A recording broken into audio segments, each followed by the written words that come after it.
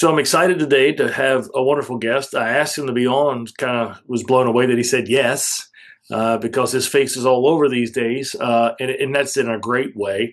And so today our guest is Roman Baugh. And so Roman, thank you so much for taking the time to sit down with us, even though we're about 900 miles away.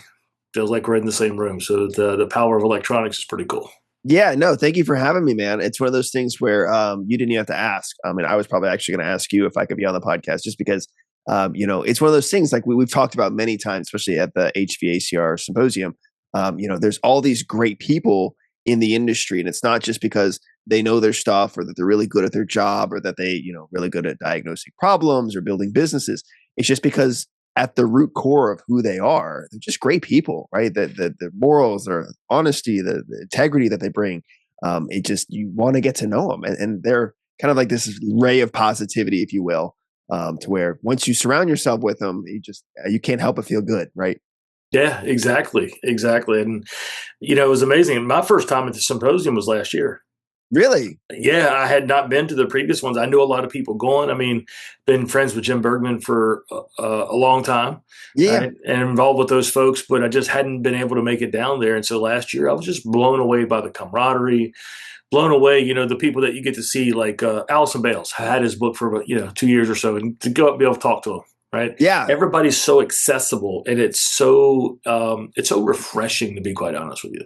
Because a lot of times you go to these events, they got green rooms, right? That's the big, that's where they're behind the stage. They're in the green rooms, and they're all all the great speakers are congregating by themselves. They come out, do their thing, and they leave, and they're like hermits.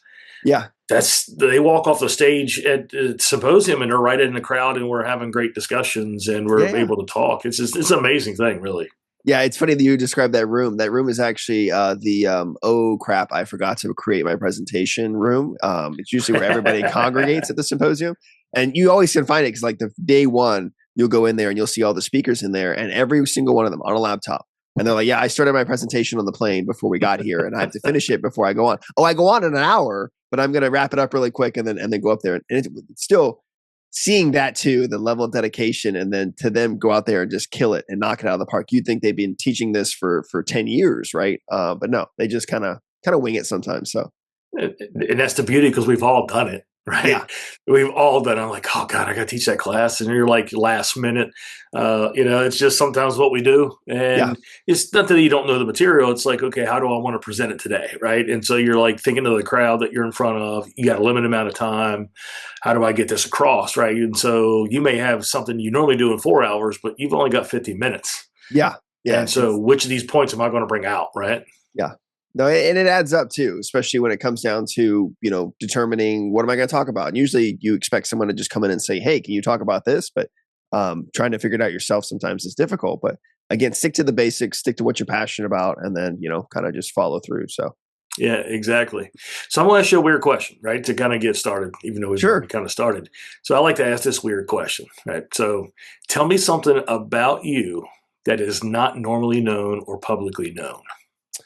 Something about me that is not known or publicly known. So I have a technical mindset. And so a lot of people think that I'm geared towards whatever AI, robotics, building management systems, mechanical of nature. But I actually have a huge fascination surrounding chemistry and biology, and more specifically, like botany, plants. Wow. Actually, we grow and really well now exotic plants here where I live, and so my wife was a collector of a lot of different exotic plants that people had grafted or grown. And so here in the state of Florida, right, it was high humidity. It's a nice warm climate. We're kind of like at the island tropical. And so both indoors and outdoors, I've kind of mastered the how much light of what frequencies, what plants need, what foods, fertilizers, how to graft plants, how to grow them. And so my yard is just full of fruit trees and exotic plants at this point to where, I probably have more money in the yard, it seems like, than I do in my house. But it's just one of those things where, in your life, we're always trying to find some way to control things, right? It's that lack of control that sometimes drives a lot of people crazy. And we make decisions based on, trying to have some control over things. When you look at nature, it is so uncontrollable. Things just happen for no explanation or reason. And so that mystery alone is kind of what drawed me in early on. But I was homeschooled at an early age, and from there, I kind of just fell into it. Man, I love gardening. I love plants, which is something that not a lot of people know about me or really, ask about, if you will. So you think it's all mechanical, but it's not. It's started with plants and the fascination for everything that it involves with the chemical reactions and how things work together. And soil acidity. It's wild. It's a wild world. It is very much. That is so unique. That's so kind of surprising to hear because we all see you as mechanical, right? To be Yeah, quite honest with you, and botany is so anti-mechanical, right? it is. And you're left to the whims of nature, but it is an amazing thing, right? Because Yeah, when I look at HVAC, I think physics, yeah. right? And so, but it's all a matter of the laws of nature that that is built by our creator, and so it's really cool to kind of hear that. My wife is into plants. Yeah. I don't have a green thumb, so not something I would typically do, but it's really cool to hear that. So I'll have to next time we think about Roman Baugh, we'll think about you out there with your little I have spade. to, yeah, my gardening gloves right now. But it's one of those things where I was raised to grow my own food in a lot of different aspects, and I always found a lot of joy in that. There's just some kind of meaningful food tastes better when it comes out of your yard. Whether it's peppers or tomatoes or whatever have you, even if it's basic herbs, right? Rosemary, oregano.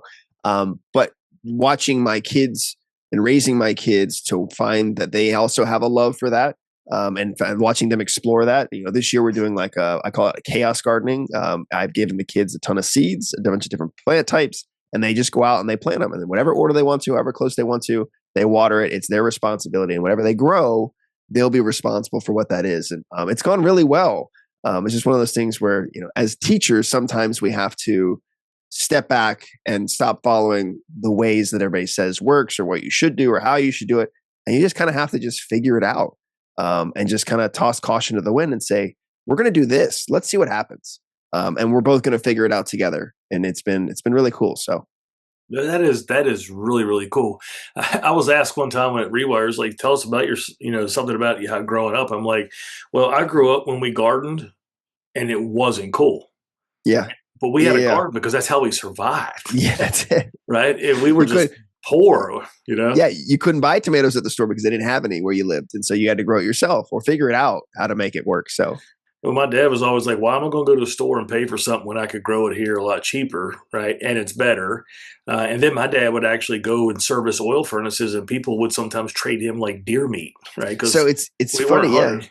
Yeah, so in my community, we've been gardening so much now. I've been here for 6 years. My community that I live in is where my wife grew up, and our neighbors have chickens, and a few other neighbors have chicken as well. And so we actually somehow, just through generosity, we were just giving stuff away. I had so much, just give it away, and that turned into them reciprocating. And so then we would get eggs, and then now I'm getting sourdough bread. Now I get jams and jellies from a neighbor. So like we've got this whole like commodity system now where no one pays for anything, nobody asks for anything. We just give extra when we have extra to give, and in return we get extra back, and it's just a really cool giving thing, right? You start somewhere with one time, pay it forward, and then and now here we are 6 years later, and I don't have to buy eggs at the store anymore, and that's just because they have so much, and it's that kind of that unspoken thing where generosity has led to this snowball effect of everybody participating now for the most part, without having to be asked, right? No one's being forced to do anything. It's just out of generosity, out of the kindness of their hearts. That's the beauty of community. Yeah. That's you can't. Oh, it's a beautiful thing to watch that happen, right? So I run a clothing closet community. I don't run. Our church has it. I have people that run it. I just Yeah. happen to Yeah. be the pastor, but we have a big clothing. We took a second floor of our auxiliary building and just turned it into what looks like a department store. Nice.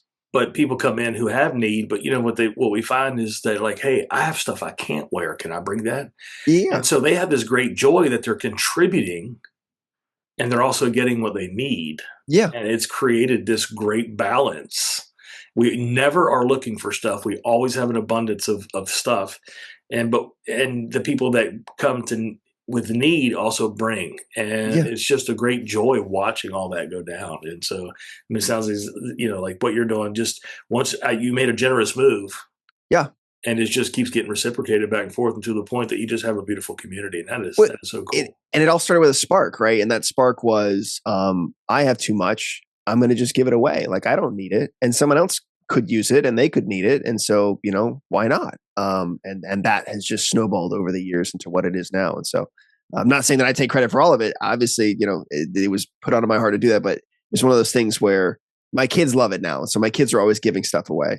And sometimes I catch myself like, oh, wait, we don't have any of that. And it's like, you know what?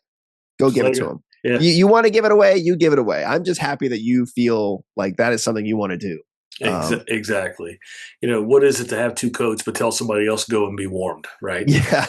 So it's, I got two coats, you need one, then by golly, you get two coats. And you know what? If two people need coats and I got two and I can manage the cold better than they are, then it's just, that's the beauty of humanity as God designed. That is such a cool thing.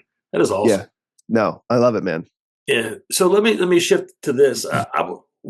Tell us the evolution of Roman's HVAC career, like where you started, how you got into it, and walk us through. I know that you did OEM level support, right? Yeah. With stuff. So a lot of people want to know because they're like, now they see Roman doing all these, making these great content videos. When I say great content videos, it's great because it's true, right? It's helpful, and it's things that they're not getting other places, especially with the VRF stuff. I got to tell you. Yeah.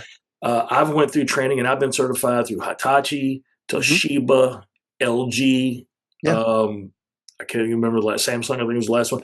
And honestly, the troubleshooting aspect of all those trainings, and I used to support them at one time. I kind of ran a crew that did, but it's like still yet some of the things you're bringing are so fresh, right? Yeah. And so walk us through that evolution so we can see and kind of how did Roman get to who he is? Yeah. So, it was one of those things where as a child, I didn't feel as fortunate as I do now looking back at it. But I was homeschooled, like I said, probably from fourth grade on. And I got to choose to go to a private school or continue to be homeschooled and graduate. And I decided to go to a Christian private school where I actually dual enrolled and graduated with close to a college degree. But it was one of those things where at the age of 10 years old, I idolized my father, like a lot of people do. And he was a business owner. He ran his own mechanical company here in the state of Florida. And his grandfather did the same thing with also an electrical company as well. And so, they've been doing it for a long time. And my dad, who was one of those men that he was a force reconnaissance Marine for 8 years, served 2 tours in Vietnam, then retired and then left that and became a police officer here in Mount Dora, Lake County area here in Central Florida. And then from there, he segued into an air conditioning career where he started doing what he did back in the day with his father. And so I found myself wanting to spend a lot of time with him, and being homeschooled, gave me that opportunity to see him a lot and kind of interact with him a lot. And I just saw him always, for working on his business and working in it. And so for me to spend time with him, it was me working in the business as well. And it was either ride-alongs or it was going and helping with things. I just always found it so fascinating, interesting. I felt so special being the guy that gets to ride along with him and see him fix things. And there's a few calls that stood out in my mind that kind of cemented it for me, that made me want to be him, in the way that he fixed things and how he took complicated problems and he got to a resolution. And so from there, I found myself in the summers doing extra schoolwork on Sundays, doing schoolwork on weekends so that I could go to work with him and ride along with him during the weeks. And so that went all the way until, I graduated high school at the age of 17 and I started working in his business, 18, 19. And unfortunately he passed away at 19 and his business completely went under. And so I lost my job. I lost the career that I thought I was building or a business that I might take over one day. And so I tried to do everything but air conditioning for a while. And so I did screw packing at minimum wage. For like Lowe's and Home Depot. It was like some off-brand company. It was like the worst job I've ever had. It was outside in the sun. And it's just as bad as you think it would be. And I did gardening and landscaping. That was also equally difficult and frustrating because the pay wasn't the best, but it was work. And then I tried automotive and I was really bad at that. And it just felt like a dead end job. And so I got an opportunity to become a HVAC installer. They had an opening locally for a company that my father knew. My dad was one of the first people in our area to do air conditioning. And so he had a reputation. And so with that, it was like, oh, good, this is his son. So, let's hire him. And So I was an AC installer for a local company for about a year, and then they got slow. And in the process of getting slow, another friend of mine that I had met along the way went to go work for a bigger company as a foreman. And so I said, okay, I can do that. I'll be a foreman. And so I did construction. And so from being a foreman, I became a lead foreman in about a year and a half. And I was running I did like 2 or 3 construction projects that I ran, which was a wild experience. Try being 20 years old, 19 years old, and running a construction crew of mostly guys in their 40s and 50s who've been doing this forever. You got to have thick skin. It was a wake up call for me, and it taught me that I had to put my ego aside. Because I also looked like I was 14 at the time, and so that transitioned over to working for a larger company. It's kind of like these stepping stones. Every year and a half to 2 years, I felt like I'd outgrown my pot, and an opportunity came along for more money, but also a larger opportunity. And was a commercial service technician after that. And I did that for at least maybe I was a commercial service technician for 30 days. And at the end of the 30 days, they had realized that I knew so much about air conditioning at my young age that they promoted me to commercial coordinator, right, to the service coordinator. Under the service manager. Wow. And I did that for about 4 months before they realized that I knew more than the service manager at that time and was running things at that point. So then we switched jobs, which was awkward at first, but a little weird. And then I did that for about a year and a half as a service manager. We were managing like $15 million worth of work with national accounts and all these other things. And I was picking up bad habits from this company. They were teaching me to lie, cheat, steal, whatever it took to get the job done, whatever it took to get the margins, the profits. It was a really toxic culture that I didn't understand at the time. But thankfully, my wife gave me an ultimatum and was like, "Listen, you're bringing these bad habits home, right? They're bleeding into the other parts of my life." And she's like, "You got to make a change, or I'm gonna split." Obviously, I chose her, and so I left. And God has a funny way of working. He put me on a job that we were subsidizing labor for when I was a service manager still. And I ran into someone who I had met before, who I thought was really great at his job and owned his own business and worked on VRF equipment. And the job had VRF equipment on it. And I was complaining to him, stranger that I've only met twice, how much I hated my job and how they let people go. And now I was working 2 or 3 jobs at the same time. And I was making the same money I was before and no promise of any kind of improvement there. For the years to come. And he was like, "Why don't you come?" He's like, "I don't poach employees. Why don't you come work for me?" And I was like, No, I'm going to go start my own AC company. No, thanks. And so then we had a few more conversations and I was like, I looked into that. It's expensive. That's a lot of blood, sweat, and tears. And he's like, "I already have a business. Why don't you come be my business partner?" And so I did that for 6 years with him and we built a nice, strong business. And he decided to take the company in a different direction. And he's the original founder. So it's his right.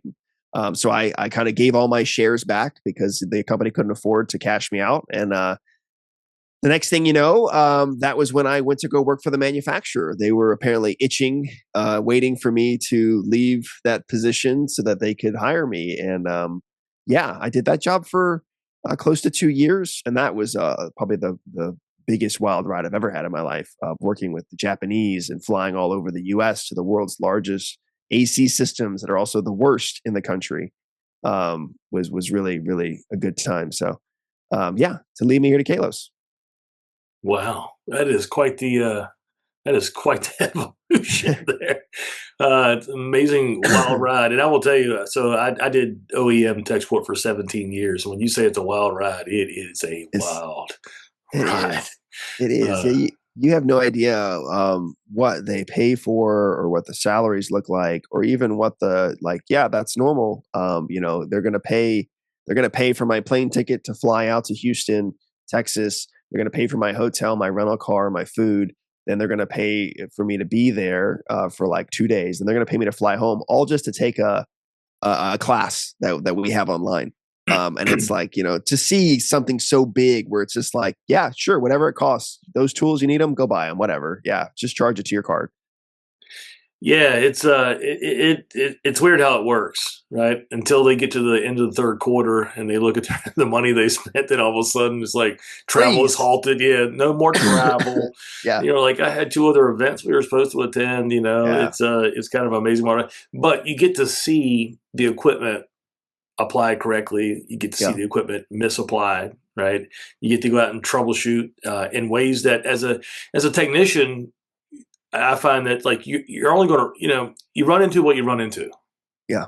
But I found as an OEM tech rep, I ran into scenarios that I likely would have never run into as a technician because I wouldn't have put it in that way to begin with, Yeah. right? And so you end up with these unique kind of weird things where you don't know the history of it other than what they tell you, and you have to go out there and really dig in to really kind of dial in and find out what the issue is, right? And you usually got a lot of people looking over your shoulder. Well, and transitioning from being a technician, because I'm a technician. Like, I don't care if you call me an educator, an influencer, whatever you want to call me. I'm a technician. I have to work with these right here. These are my tools. And if I don't get to do this, I get very cranky. But it's one of those things where, as a technical support guy, transitioning from working with these, you now have to work with your brain. And so, if you think you're a good technician, can you go like this and cover your eyes and walk somebody through troubleshooting it? Because that's what tech support is. Yeah. You have to literally blindfold yourself and then think about what you need to do, and then telling somebody else how to do that and what to do, and then visualizing the readings they take, the measurements they take, the noises they hear, the things that they see, to find a solution to the problem. That was the most challenging thing that I found going into that role, because not every time could you get on a plane and go fix it. Sometimes you had to actually walk 2 or 3 different people through a different problem 3 times a day, 4 times a day, 5 times a day. And so, and then hop on a meeting. And so it's a muscle that if you've never used it before, it kind of brings me back to when they talk about mastering a skill. The true mastery of a skill is being able to take that skill and teach it successfully to somebody else to where they can replicate the same exact process and get the same outcome. If you can do that, then that's considered skill mastery. And with tech support, you kind of have to do that. You have to be a skill mastery at some level on a lot of these things. So Yeah, and you have to do a lot of it on the fly. The one thing a lot of people don't understand is you're asking them to take a measurement, but you're assuming they know how to take that measurement. or So where? yeah, and sometimes at least you know what the measurement should be. Sometimes you're like, "Are you sure? Let's talk about how you measured them." And I tell people, I'm not trying to be a jerk, Yeah. but if this number is correct, then we got some issues. So I just Yeah. want to make sure Yeah. This is of physically where. impossible. I want to make Yeah, sure you're still in our universe right now. Are you still yeah. on planet Earth? Yeah, did you take that to Jupiter? I want to make sure we understand. And of course, I don't know how much you experience, but also some people get mad at you, and you're like, look, Of I'm trying course. to help you. I Yeah. really am, but I'm only as good as the information you're giving me, and Yeah. I'm not sure I'm getting that right information. And so, and VRF is so much more Yeah. expansive, right, in all the possibilities. And so, to be quite honest with you, I've never supported VRF on the phone or anything like that. Yeah. Yeah. I ran a crew that did that. I got certified, but it wasn't really my thing. Yeah.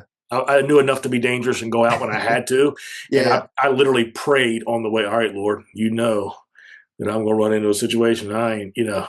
I know, Lord, I know you know VRF better than I do, so I need some help. So Yeah. I tried to stay away from it if all possible. And again, and the only reason I mentioned those other companies that I went through all their training for is just the diagnostic part was what was really missing that I really wanted out of all those different trainings. Yeah. And it seems to be something that's still yet. I just don't see OEMs doing a great job. Yeah. And then the first time I saw you present, and that's I'm going to kind of move to that. This troubleshooting triangle, Yeah. right? Because the thing about VRF is we can see a lot of things that we can't see on a normal type of, whether it's commercial or Yeah. residential systems, right? Package splits, doesn't matter. VRF has all the sensors embedded into the point that we can get this information and get it fairly accurately in real time Yeah. and watch the system operate. And so a lot of times talking about discharge superheat, now I've heard people talk about it from the chiller sense, right?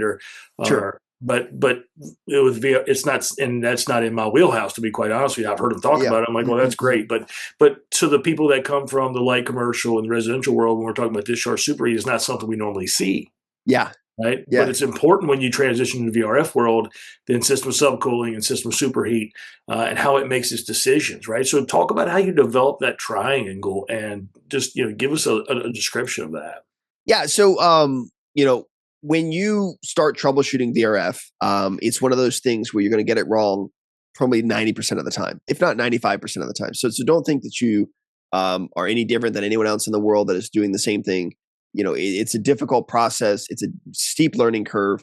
And so I found myself looking at thousands upon thousands, and I think I'm at 10,000 hours now. I don't keep track anymore, of looking at operational data, operational information, these sensors, these compressor speeds, the pressures as they evolve over time every 60 seconds for hours, 24 hours to 2 weeks, 3 weeks, whatever it may be, 15 minutes, whatever they sent me that, they asked for help on.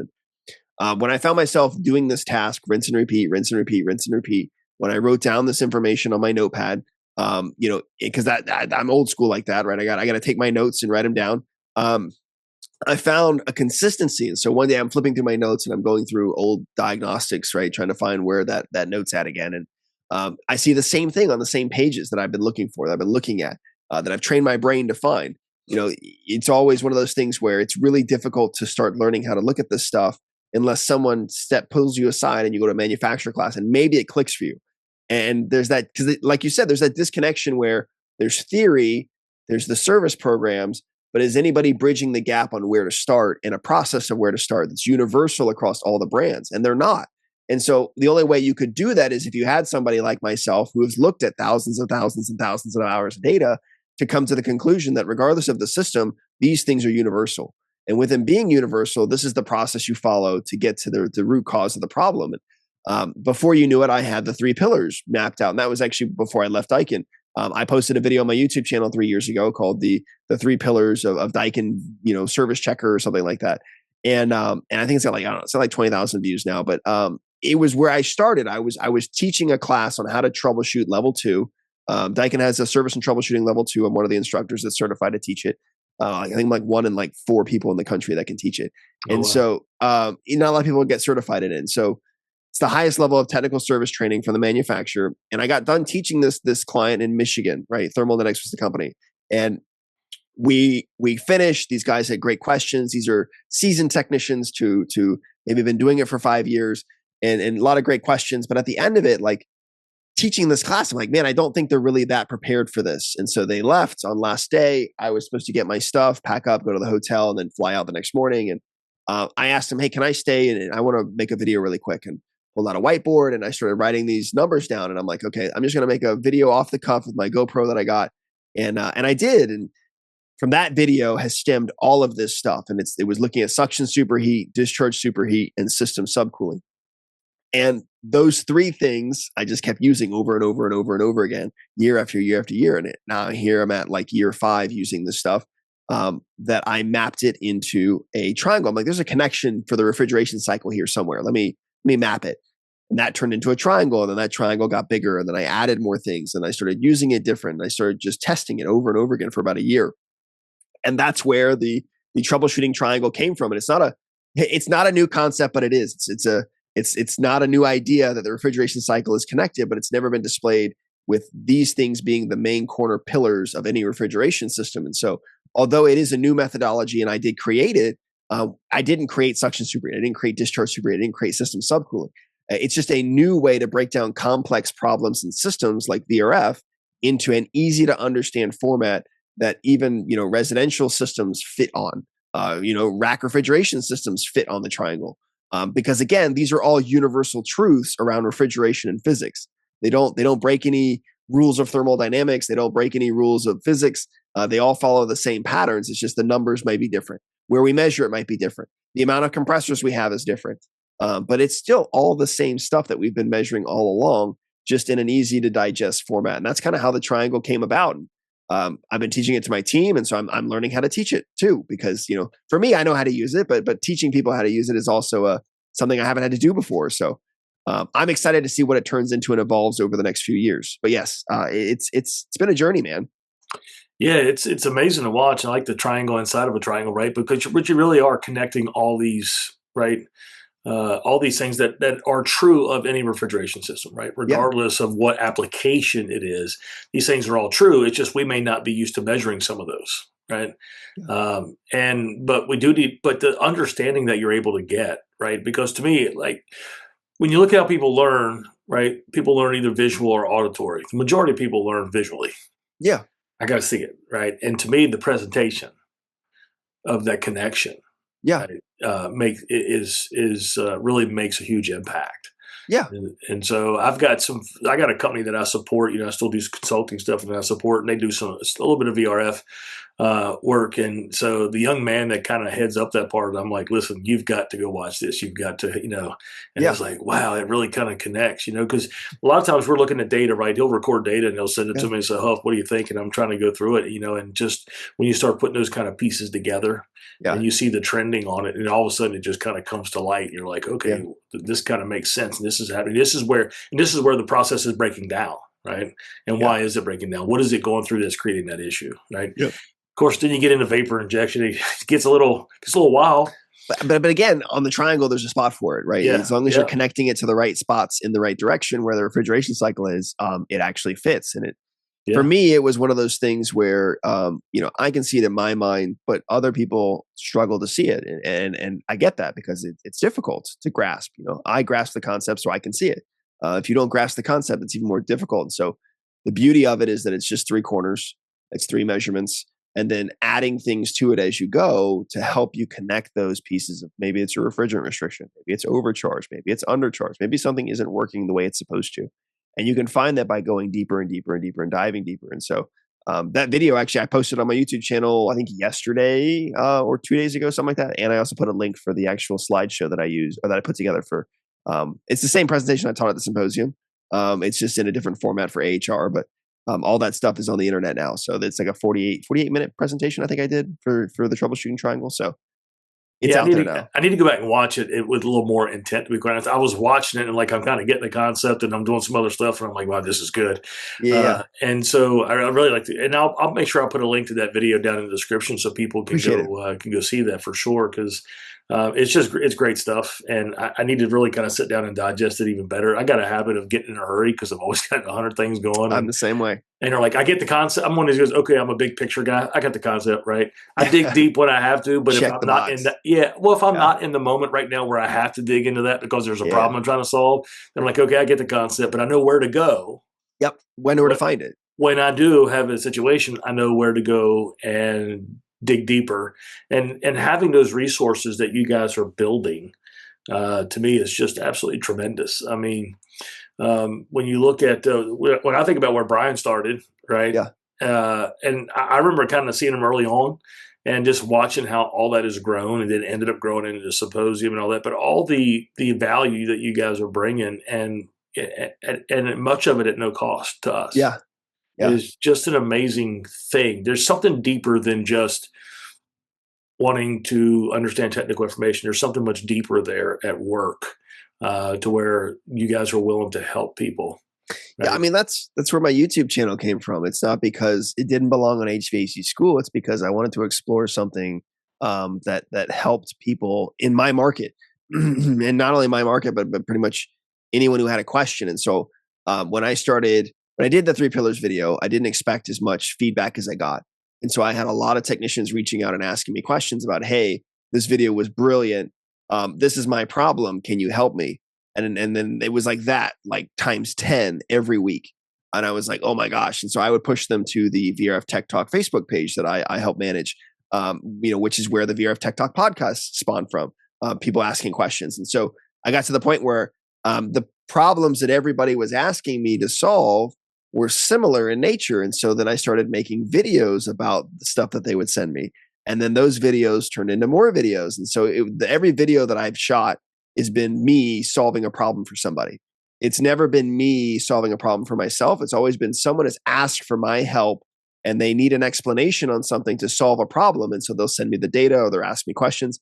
And then I'll make a video just for that person so that knowing down the road, someone else is going to have that exact same problem. I can just send them the video link. And so for me, it was actually growing it to not only help solve the problem of answering the question, because like you said, visual is everything, showing somebody the problem so they can learn it, but also having a database to where I can help more people without having to answer these questions. They can just go watch the video, right? They can go search the video. They don't have to message me. They've got their solution right there at their fingertips. They just have to take the time and look through it. And if they still have questions, comment section, or even emailing me directly, I post my email everywhere. I don't know why people, I get it. I know why people make it difficult to get a hold of because they're busy and it doesn't make them any money. And my YouTube doesn't make me any money. But it's one of those things where it's like, you're putting good things out there. And if you're willing to put yourself on the line and hold yourself accountable by making the time to give people that way to contact you, good things come from that. And that's kind of what's got me to where I'm at now, is just helping people, right? That's the core of this, helping people. People had questions, manufacturer didn't help them. They told them to change a bunch of parts, didn't fix it. They want to charge them to do this, charge them to do that. And the problem was simple. And it was just, no one took the time to give them the time of day to just show them and educate them how to fix the problem. And now they know when they hit that problem again, they're going to go solve it in the real world. Like, they don't need me anymore. And that's kind of the purpose here. The purpose is to teach people and educate them to where they don't need me anymore. They can stand on their own 2 feet, duplicating myself and other people all throughout the world, really. So, Yeah. So when I look at training, and I wanted you to kind of, I want you to give me your opinion on this thought, right? yeah, I train from the perspective of that I can help improve the quality of life for technicians. And what I mean by that is, um, how many times have we went home with a problem kicking our butt? And then when I get home, I'm not really a lot of value to my family because I'm thinking about this problem. yep, Back when I was really in the heyday, when I was running, managing the service department and all that kind of stuff, and being the senior service guy, and then even to the OEM stuff, we just didn't have the right there. There wasn't these search engines and all this kind of stuff.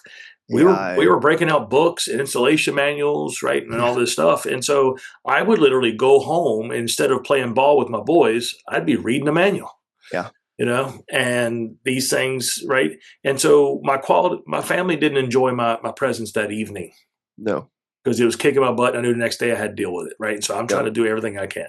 And so I think that we can make a difference in people's lives and help improve them by giving them these resources. So what's your thought of that perception? Yeah, no, and so when I make these videos, it's not just to help the person, but it's also what I would have wanted to know 10 years ago when I started out in this trade doing VRF work. How could I have saved myself hours upon days upon weeks of time, to where this is not just helping them solve the problem, but helping them work through it in a way that they'll cut a ton of time off of it, where they don't Yeah. have to have a bunch of callbacks or a bunch. So yeah, no, it's exactly that. It's giving them the resources that either doesn't exist or isn't readily accessible or easily available to them at this time. Yeah. And that's it, right? And so people who ask for software, design software, if I've got it or I know somebody who's got it, you're going to get it. I'm not going to ask you to go to a class. I'm not going to ask you to, pay a subscription fee or pay me for it. Just take it. Like, you want this because you're trying to solve a problem. Here you go solve your problem. There's so many manufacturers out there that safeguard information, that put things behind a paywall or put things behind some imaginary wall where no one knows where it exists, or even the amount of people you have to talk to get to that end goal of just getting. I just need a manual. Can you just give me a manual? Like, I just need a service manual, like the right one, not all these ones that are on the internet right now, is difficult. And so it doesn't have to be that difficult.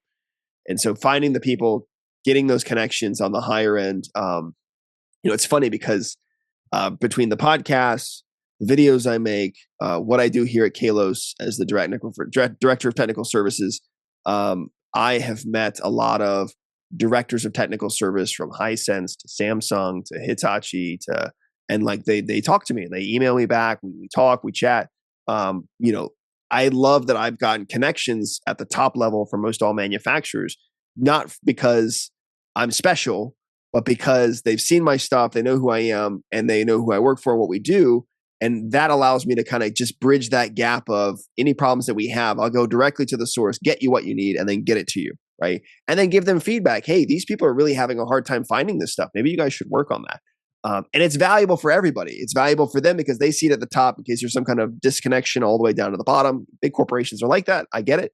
But also, it's beneficial to the people because then now they're getting the information they need, which is going to benefit supporting the product, which is going to help the manufacturers sell more product because their units actually work the way they're supposed to. I know it's a shocking thing. And so, it's just, that's all that we're doing here. And, I love doing it because getting to meet these people, like we've talked about, it's meeting the people, it's getting to know the people that they're like me. And even if they're not like me, maybe they're opposites. They're doing it for the same reasons because it is difficult but they like solving difficult problems. They have a family they want to provide for. They know that in this market, it's a lucrative job for them, and it's stable work. And so it's just all these reasons, and being able to help them do those things, achieve their goals is, I don't know, it's a good feeling, right? Yeah, absolutely. It's very gratifying, right? Not from a prideful state, just gratifying that you know you could help, right? Yeah. And so I tell people all the time as well, like especially young technicians, man, there's so much I don't know. I'm like, you realize you probably know something I don't, Yeah. because life's about experience. You may have run into a problem, especially as this equipment evolves, right? I Yeah. don't get my hands on it every day like I used to. And so the equipment evolves. I said, you may run into a problem that I literally have not run into because I didn't install that piece of equipment. I Yeah. didn't have that new carrier green speed, right? Whatever the case may be. So, it's like, don't sell yourself short, because life's about experience, right? But we're worth Yes. more together than we are individually. And that's, synergy is a really important part. And I think that folks like you have created such a great sense of community and that synergy, for folks to pull together Yeah. and, and actually help one another and have such a deeper pull. I tell people all the time, I got 35 years of experience. I'm in my 35th year, but if I go out here, I only got 35 years to draw from. But if you've been doing it 10 years and you may have run into something I haven't run into, if we work Yes. together, I go out to the job, I got 45 years experience. Right. Yeah. There's always something that I have never seen before, never run into. And we have this saying here in our service department, and we don't say no to any problem. Whatever it is, we will, if we've never done it before, we're going to figure it out. The people we have here on our team, and not to say like they're the most talented guys in the world, they're the guys that don't quit. They're not going to give up. And we're willing to get our butts handed to us over and over again, to the point where, like, if we run across something we've never done before, I'm the first one in the field with the guys, and we're going to go get our butt kicked together.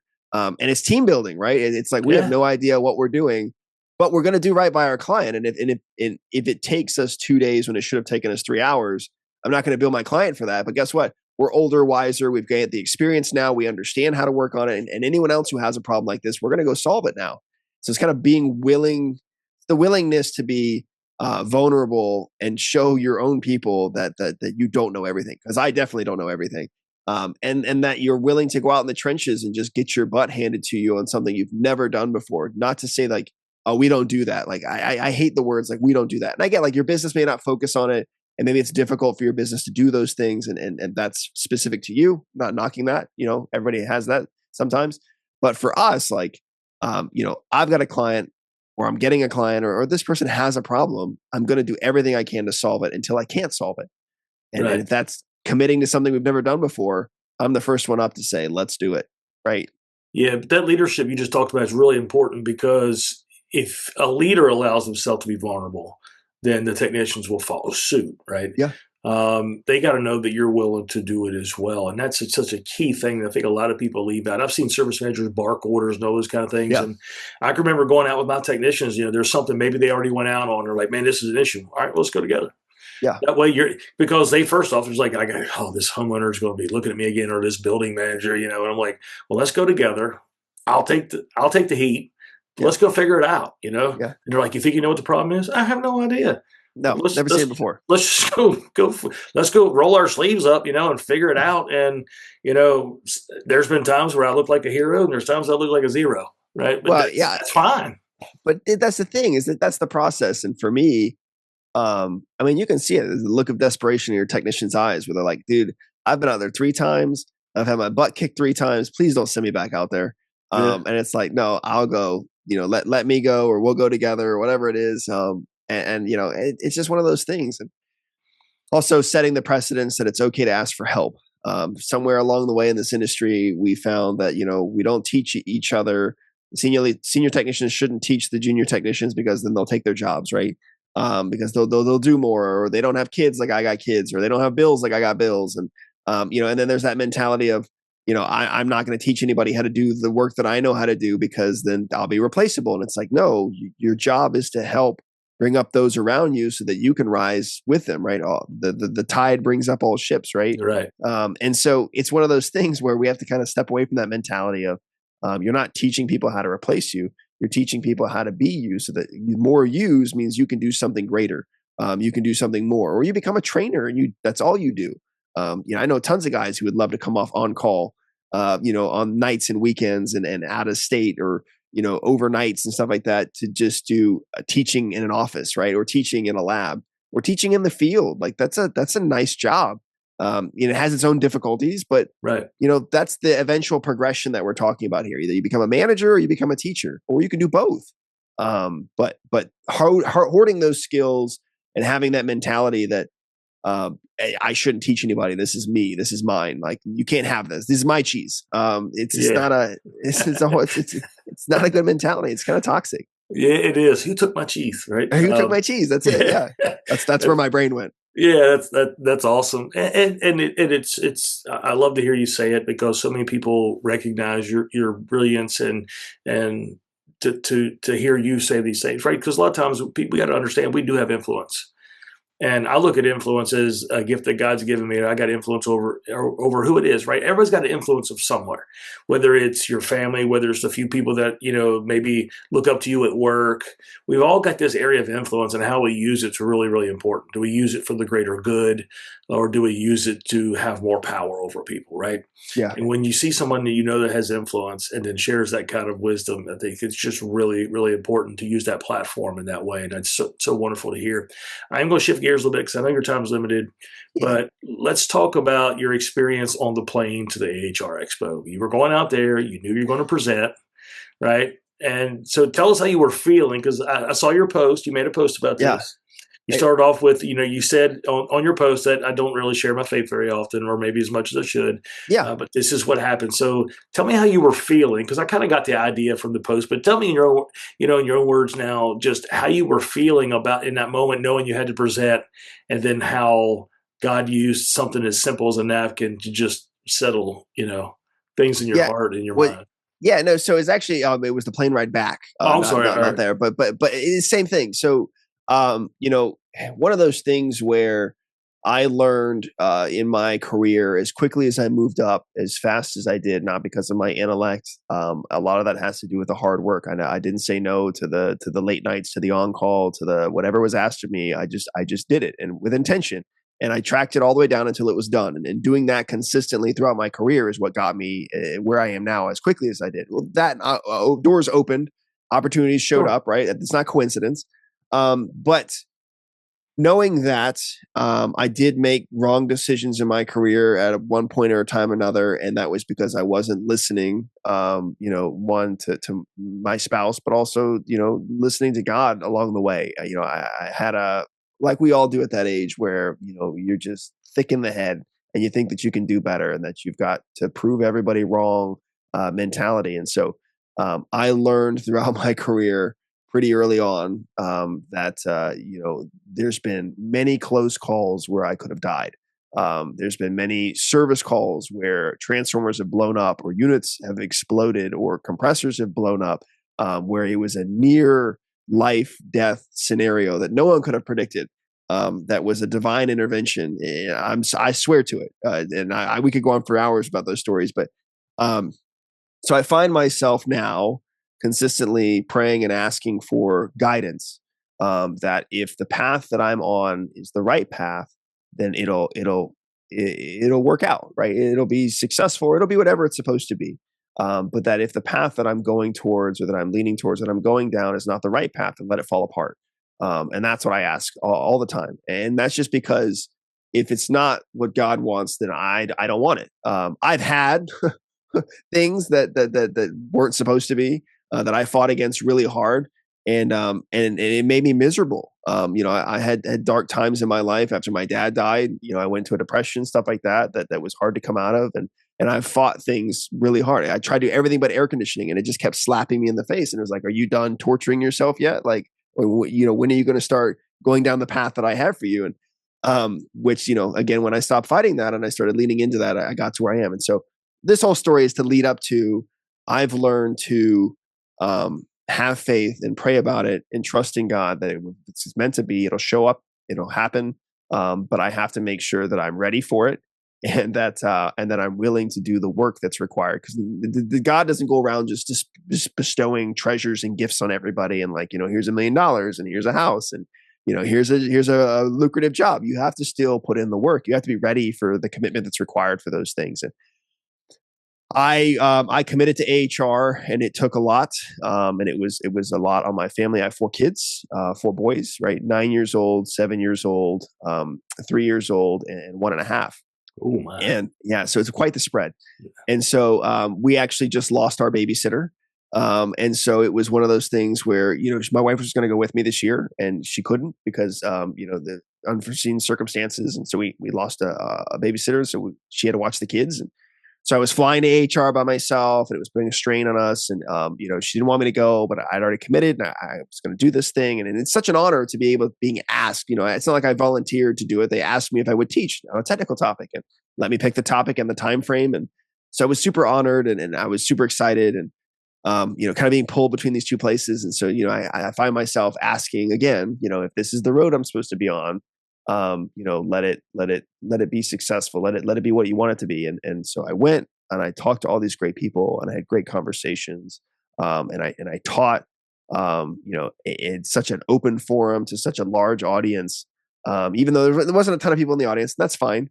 It was just being at the event and doing what I love to do, and being able to just share that passion with people, because you and I both know when someone is on fire for something, you can't replicate it. You can't pay somebody to be on fire. You can try to fake it on social media. You can try to fake it here or there. But when someone is truly on fire for something, you can't put them out. And you want to be around them because it's contagious. It's like wildfire. And so when I teach and I'm up there teaching, I feel like that. I feel like I'm on fire. Whether that's a good thing or a bad thing, it's exactly that. And so flying back, I'm on the plane, and I'm thinking to myself, like, would I ever do this again? This was a lot. I flew in and flew out in 24 hours, actually. So, which was rough.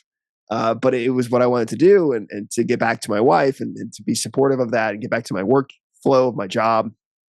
So I'm sitting there and just asking myself, like, is this what I want? Is this what you want me to do? Because if it's what you want me to do, I'm going to do it. But I have to ask, like, is this the right path? And then, sitting there contemplating how things went, the people that I met, the stewardess comes by and she hands the woman next to me a drink. And then she goes to hand me a drink, and I'm like, I didn't order anything. And she's like, yeah, you did. And I'm like, no, I didn't, but whatever. What is it? And she's like, it's water. And I'm like, okay, yeah, I could use more water, right? And who couldn't use more water? Yeah, right.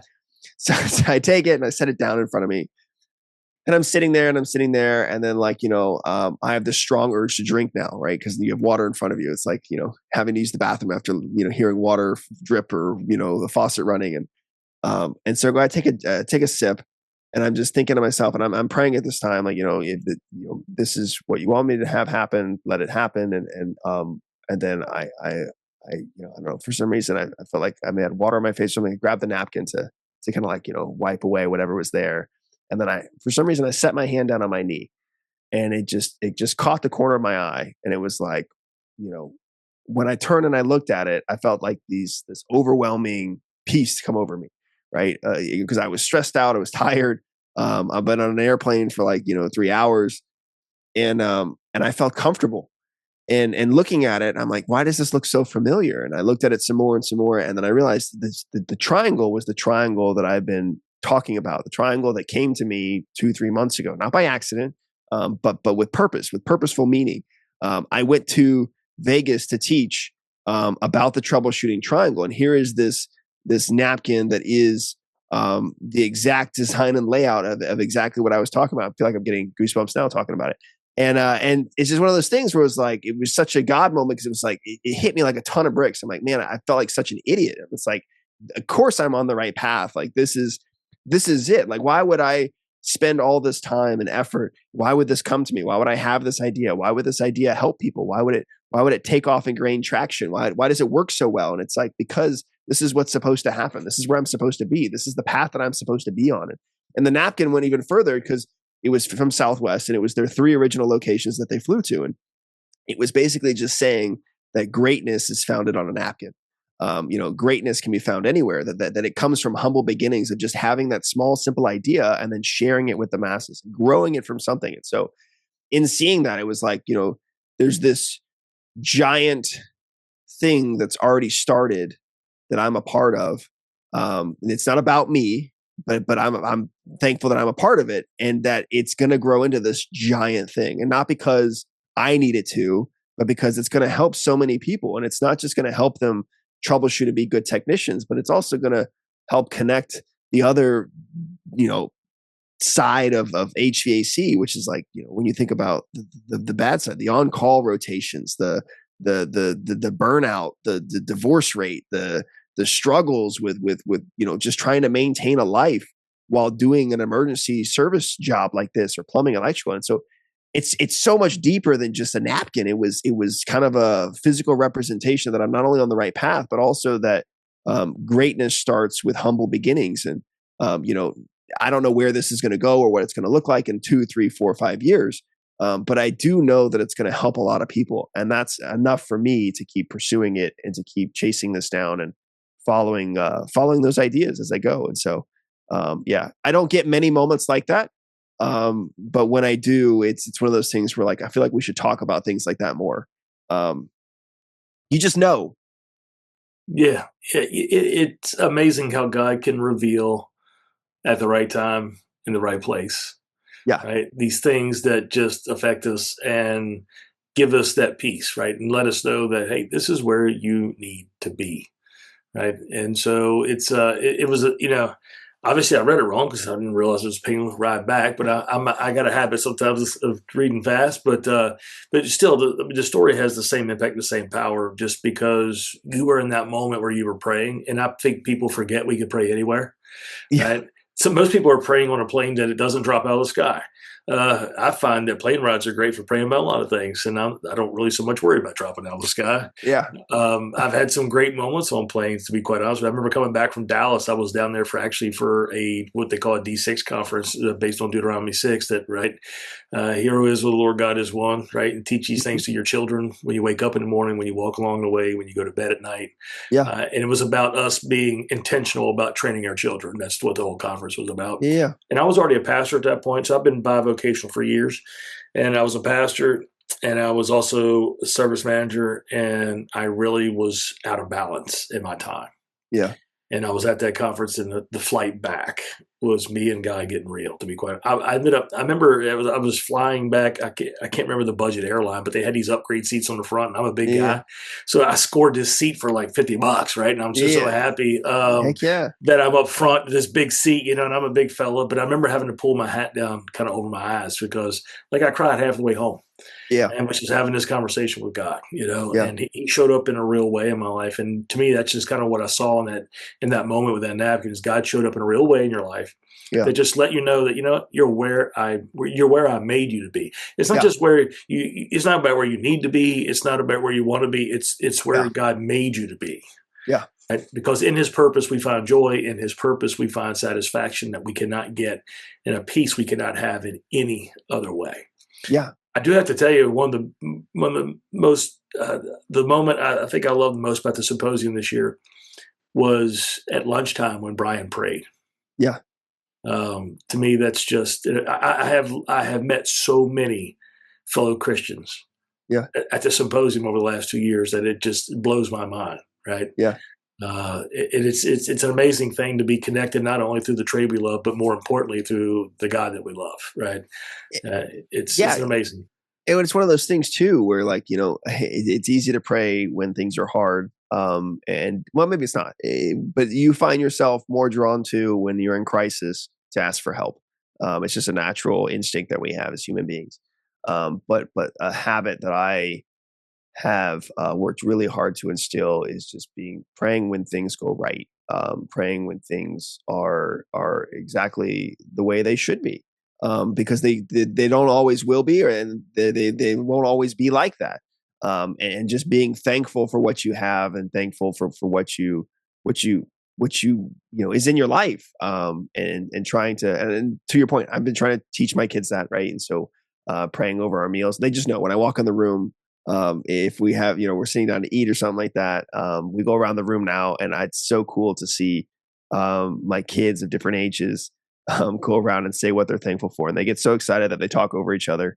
And so, trying to divide it up here, who's going to talk what and how long, and about what, it's been really cool to see that evolve over the past year to where, everybody has something to say now, and whether it's silly or it's true, there is a lot of meaning behind it, and sometimes it's one of those things where you kind of have to remember that it, it takes work, it takes time. It's one of those things that I learned early on too when I talk to the Lord. It's just like, I'm not demanding you show yourself. I'm not demanding like you show me anything. Like you do whatever you need to do and stuff like that. But if you could, if we could just, if I could see something, or if you could show me something, or show me I'm on the right path. And that was the answer that I got on the plane. I had been asking for 2 weeks now, and 3 weeks. And it's funny because after that moment, I looked back and I could recall two other moments where he had showed himself to me. I just didn't see it.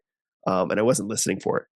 And it was like, man, he just, it's some reason, like there's just the simplest thing is just a napkin, right? Anybody could look at that napkin and say, it's just a triangle and a napkin. Like, what's the big deal? There's triangles everywhere.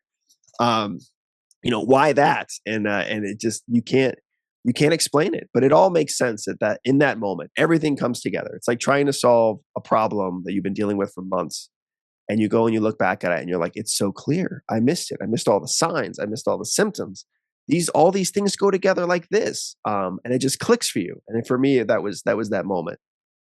That's amazing. And the thing is, I think there's a lot of times in all of our lives where God was talking to us and we were just so busy. Right. But I think about Elijah, it's like, there was the earthquake, there was the whirlwind, and, God his voice wasn't in any of those, but, Yeah. but in a whisper, Yeah. and sometimes we want God to reveal himself to us. And I ask God, I find that it's better to pray for direction than for help to get out of what I went into that he wasn't guiding me to, right? Yes. Like I'd Yes. have been better off to pray for direction than to pray to get me out of something that I created in myself, right? Yeah. Where I know he's not happy. Um, but I also find that, I prayed for God to speak, but I got to listen. Yeah. Yeah. Yeah. Yeah. Can you just yell over all of the busyness of my life? That would be And great. and I can't listen with a screen on. I can't listen with all the other stuff going on. Yeah. I have found that because there's all this distractions, and I think that is the power that the enemy has is distractions, right? Because Yeah. they can distract us, but when we have those moments, and I think sometimes like a plane ride, right? What else are you going to do? Now you could You can't scroll, go right? anywhere. You can't go anywhere. You're kind of Yeah. stationary, but what a great time, right? And Yeah. God's everywhere, right? Yeah. He is.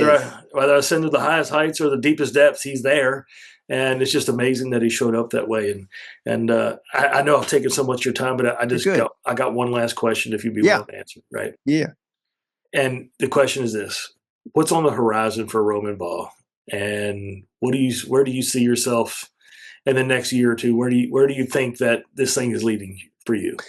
So there's a lot of things that a lot of people don't know that I do in my personal professional life. So I am the director for technical service for Kalo Services. I am also the marketing director and business development manager for EEV Mate tools, custom tools that we developed and 3D print, EEV manual drivers, right, for electronic expansion valves.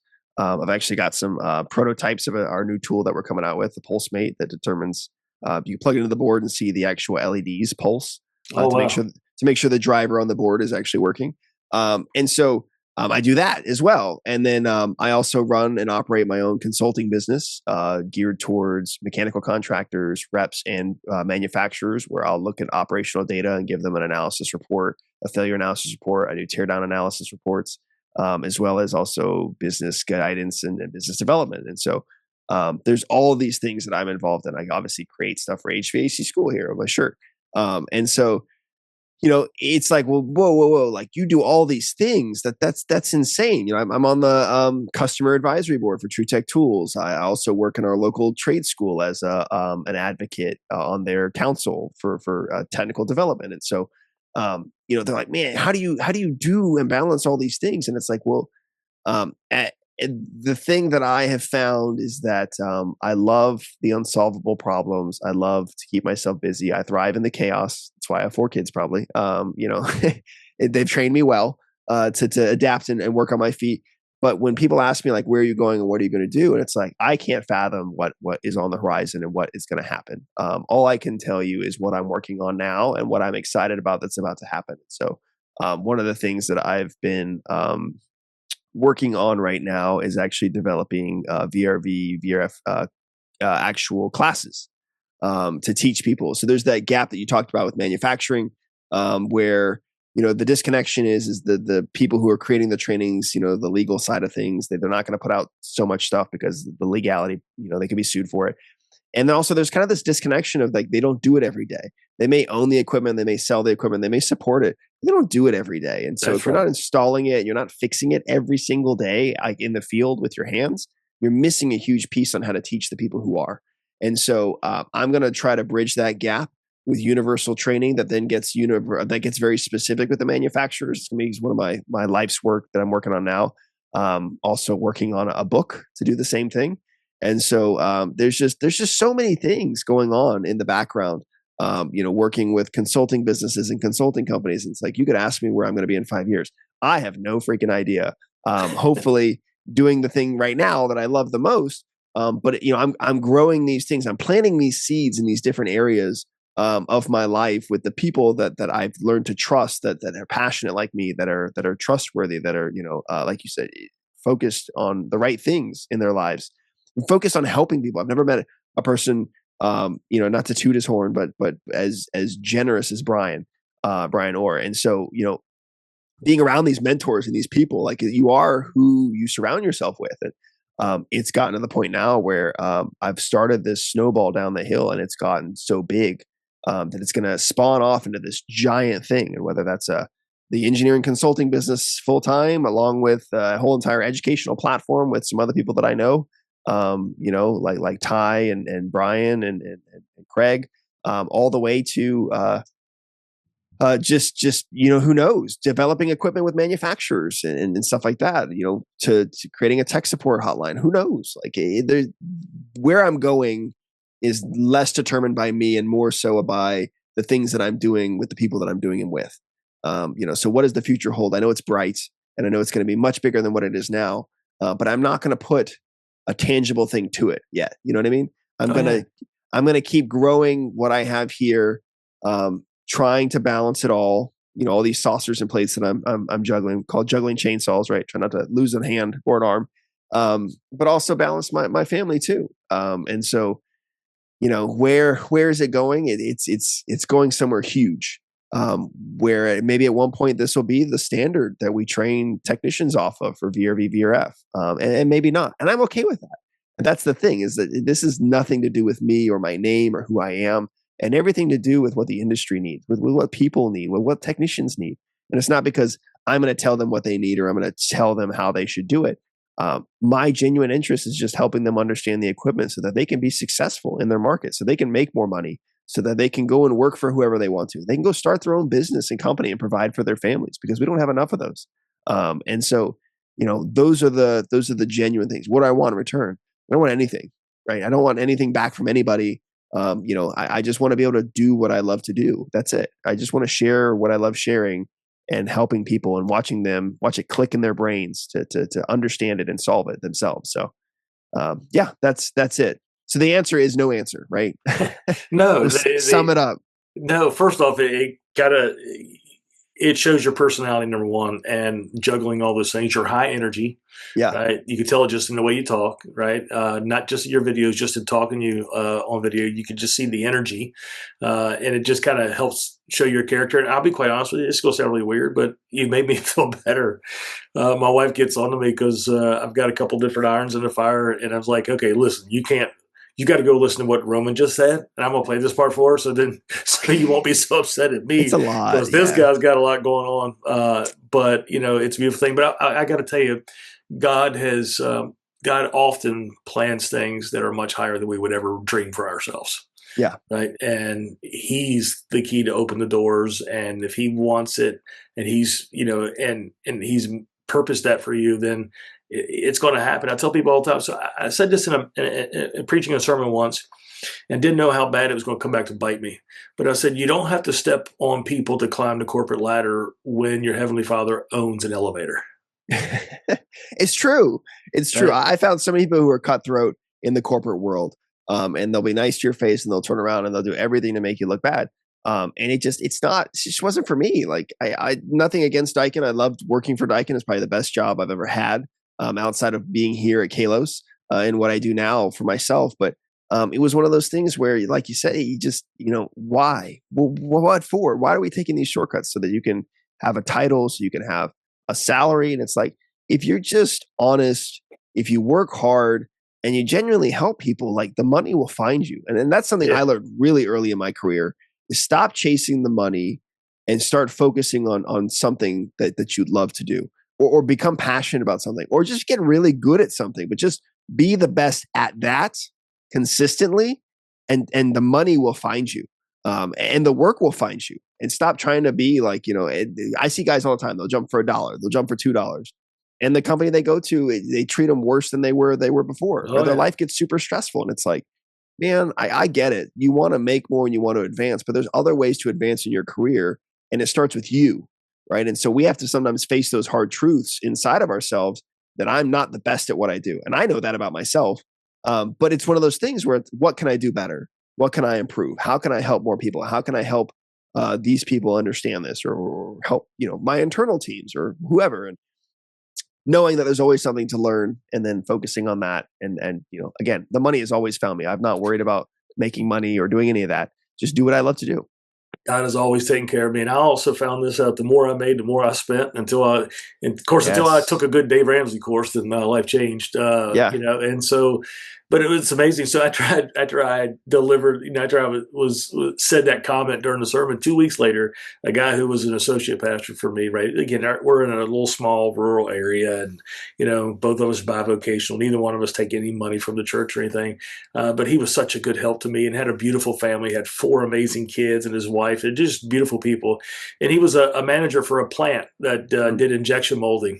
I said that, and 2 weeks later, he come to me and says, "Remember what you said about the elevator?" He said, "Yeah." He says, "Man, that was really cool." I'm like, "Oh, that's cool." He's like, "Yeah, I just got offered this position now to actually cover the entire eastern part of the United States now as a manager over all these Awesome. plants." And I'm like, "Wow, that's exciting." He said, "Yeah, but I got to move to North Carolina." I'm like, "Damn, I hate it."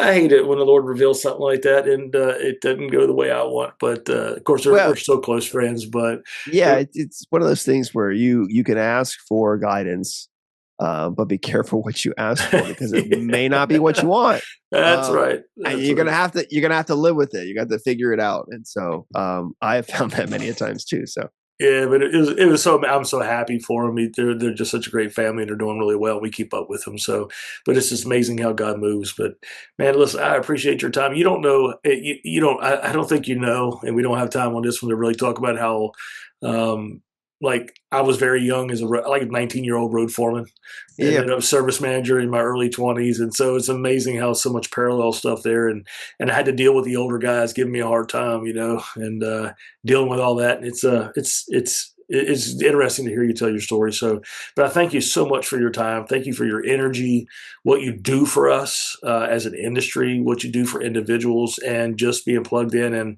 I know that God has just got some really, really cool things ahead for you, and I just can't wait to see it. So, really appreciate you, brother. hey, I appreciate you, and thank you for having me on. I'd love to come on anytime. And yeah, it's been a blast. Yeah, man, we're going to continue this conversation for sure, man. I appreciate you. Will do. Will All right, do. man. Enjoy the rest of your day. You as well. You take care.